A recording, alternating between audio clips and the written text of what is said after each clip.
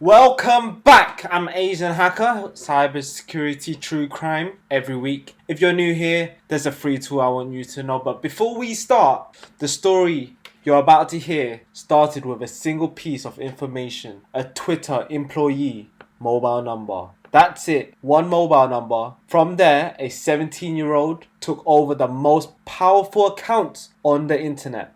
Want to know what's already out there about you, your email, password, phone number? All of this is sitting in breach database right now. AICS solution, free 30-second scan. Link in the description. Now the story.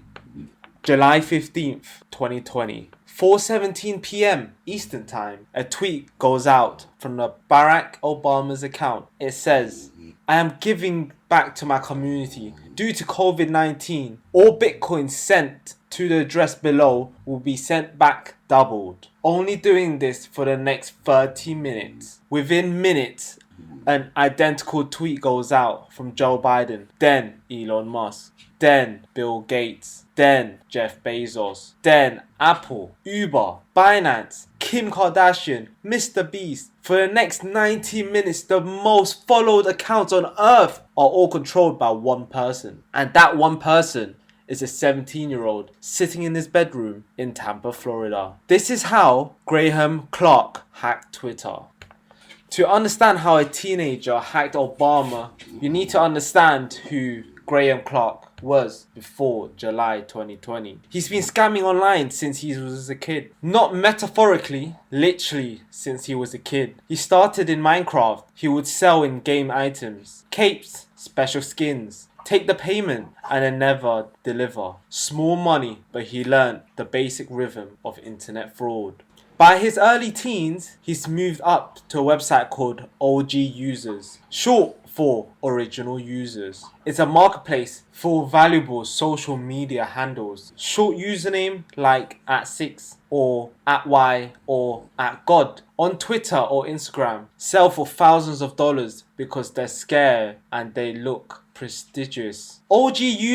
Users are mostly teenagers. They still handles using SIM swap attacks, where you trick a phone carrier into transferring someone's phone number into your SIM card, then use the SMS to reset that person's social media's password. Then you sell the handle on OGUsers for Bitcoin. In 2019, when Clark was 16, he ran a SIM swap on a Seattle Bitcoin investor's name, Greg Bennett. He stole 164 Bitcoins from him, about $856,000 at the time. The Secret Service recovered most of it. But here's the thing. They didn't charge Clark. He was a minor. They let him go. A few months later, he was running the biggest social media hack in history.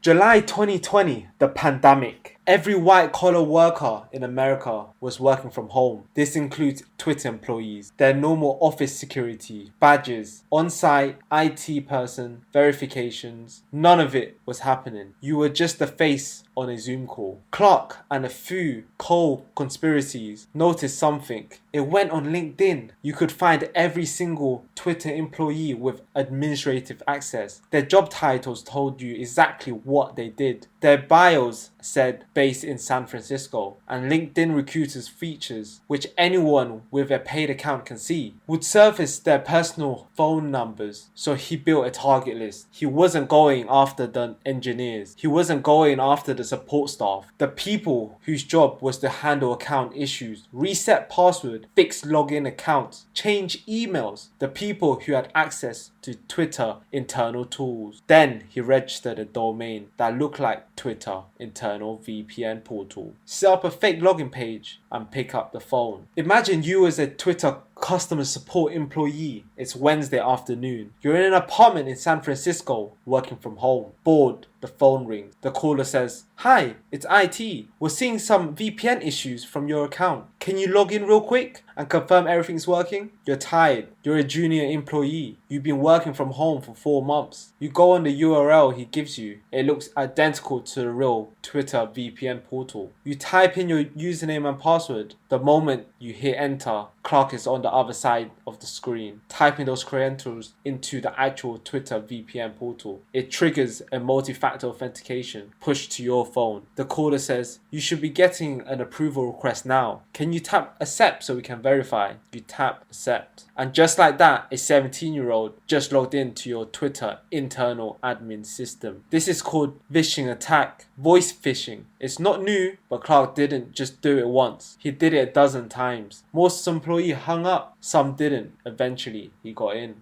Once inside, Clark had access to something Twitter called the Agent Tools panel.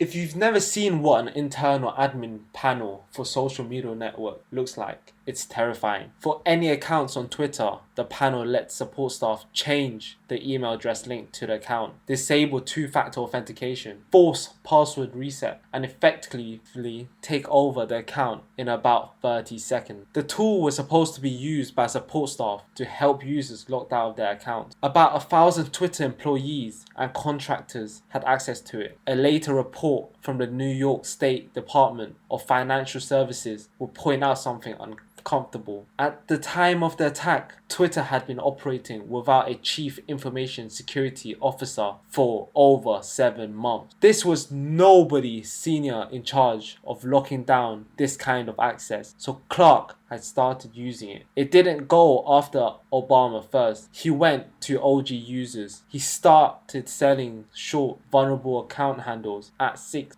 at Y, at Vampire for a few $1,000s in Bitcoin each. Then, around mid-afternoon, he made a decision. He stopped selling handles and he started taking over the most famous accounts on the platform. 4:17 p.m. Eastern, Elon Musk Twitter, the Bitcoin scam. 4:20 p.m. Bill Gates posts the same tweet. 4:38 p.m. Jeff Bezos, Apple. Mike Bloomberg. 5:04 p.m. Barack Obama. By 5:30, Joe Biden has tweeted it. So has Kanye West, Kim Kardashian, Mr. Beast, Cash App, Uber, Binance, Coinbase, Warren Buffett, Steve Wozniak, Floyd Mayweather. 130 accounts compromised. 45 of them actively sent scam tweet. The Bitcoin address racked up some money fast. People generally believe Elon Musk was giving out free Bitcoin because frankly he had done something similar before. Within 3 hours, the address received about $117,000 in cryptocurrency across nearly 400 transactions. One detail, the account of Donald Trump, the president of the United States, was on the target list. It was never compromised. Twitter later confirmed his account and additional protections in place that no other account had, even with internal admin access. Clark couldn't break in, but Obama, Biden, the CEO of Tesla, the richest people on the internet, wide open. At Twitter HQ, at Twitter Empty's office, because everyone was remote, security engineers was watching this happening in real time and panicking. They didn't even know who's been compromised. They didn't even know if more accounts going to tweet. They didn't even know if the attackers were inside any other system. So they did the only thing they could do. Around 6 p.m. Eastern time, they pulled an emergency lever that had never been pulled before. They disabled the ability of every single verified blue checked account on Twitter to tweet globally. For about 2 hours, no journalist, no politician, no celebrity, no major brand could post on Twitter. The US National Weather Service couldn't issue tornado warnings. The platform went silent. It was the most dramatic security response in the platform's history. And while this was happening, the attacker was on Discord sharing screenshots, laughing about it, and trying to figure out how to cash out the Bitcoin before exchange started blocking the address. You think hacking the most followed account on earth from your bedroom would be impossible to trace. It wasn't, because of one thing: cryptocurrency exchange. By law, require what's called a known your customer verification. To withdraw money from Coinbase, or Binance, you have to upload real government ID with your real name and date of birth. Mason Sheppard, a 19-year-old in the UK who was helping Clark broker access on Discord, had a Binance account. He verified it with his actual driver's license. Nima Fazeli, a co-conspirator in Orlando, had verified his Coinbase account with his real driver's license. When investigators traced the Bitcoin flows from the scam wallet, they ended up at these exchanges. The exchanges handles over the KYC files. The KYC files had real photographs and real names. Game over. The FBI also pulled record from a forum called OGUsers, which has been breached earlier in 2020 and dumped online. Inside the dump were chat logs, links, Clark's username to his real identity. Just over 2 weeks after the attack, Graham Clark was arrested at his apartment in Tampa. He was a 17-year-old with $100 million in cryptocurrency seized from his account that police hadn't even known existed yet. In March 2021, Clark pledged guilty in Florida State Court to 30 felony counts under Florida's Youthful Offenders Act, which allowed leniency for offenders who were minors at the time of the crime. He was sentenced to 3 years in prison and 3 years of probation. Mason Sheppard pleaded guilty to federal charges, Nima Fazeli to a separate federal indictment. A fourth person, Joseph O'Connor, a British national known online as a PlugWalkJoe, was arrested in Spain a year later. He was extradited to the US in 2023 and sentenced to 5 years. Twitter, for its part, rebuilt its admin tools from the ground up. They added a chief information security officer. They limited their agent tool panel to a much smaller group, and they pushed hardware security keys to all employees.